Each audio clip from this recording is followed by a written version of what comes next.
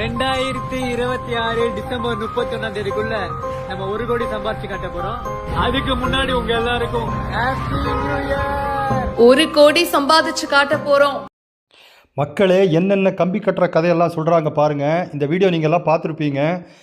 அதாவது 2 வருஷத்தில் 1 கோடி ரூபா சம்பாதிக்கிறேன் அப்படின்றாரு. அப்படி நீங்கள் கணக்கு பார்த்தீங்கன்னா 2 வருஷத்தில் 24 மாதம், மாதத்துக்கு 5.5 லட்ச ரூபா, ஒரு மாதத்துக்கு 5.5 லட்ச ரூபா சம்பாதிக்கணும். அப்படி இல்லை அப்படின்னா ஒரு நாள் கணக்காக போட்டிங்கன்னா கூட உங்களுக்கு ஒரு நாளைக்கு 13,000 சொச்சம் இவர் சம்பாதிக்கணும். இது இந்த ஸ்விக்கி ஜொமேட்டோவால் சாத்தியமா, டெலிவரி பண்ணுறதால சாத்தியமா? ஸோ இதெல்லாம் என்ன அப்படின்னா, இந்த கார்ப்பரேட் கம்பெனிஸ் எல்லாம் நல்லா வேலை பார்க்குற ஐடி இல்லை வேலை பார்க்குறவங்களையோ இல்லை நல்ல பெரிய வேலையில் இருக்கிறவங்களையோ ஸ்விக்கி ஜொமேட்டோ டெலிவரிக்கு இழுக்கிறதுக்கு உண்டான வழி இது.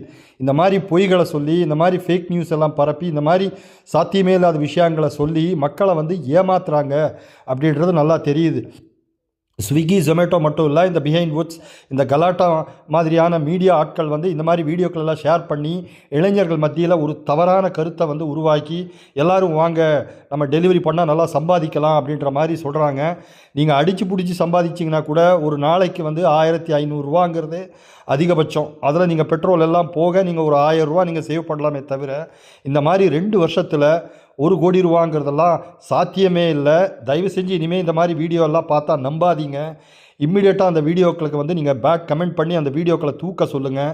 ஏன்னா இதெல்லாம் மக்களை ஏமாத்துகிற விஷயம். இந்த மாதிரியெல்லாம் நீங்கள் நடக்கவே நடக்காது. நிச்சயமாக இந்த வீடியோவால் நான் சொன்ன கருத்து உங்களுக்கு புரிஞ்சிருக்கும்னு நம்புகிறேன். ஸோ முடிஞ்சால் ஷேர் பண்ணுங்கள், சப்ஸ்கிரைப் பண்ணுங்கள். தேங்க்ஸ் ஃபார் வாட்சிங். Have a good day. Bye bye.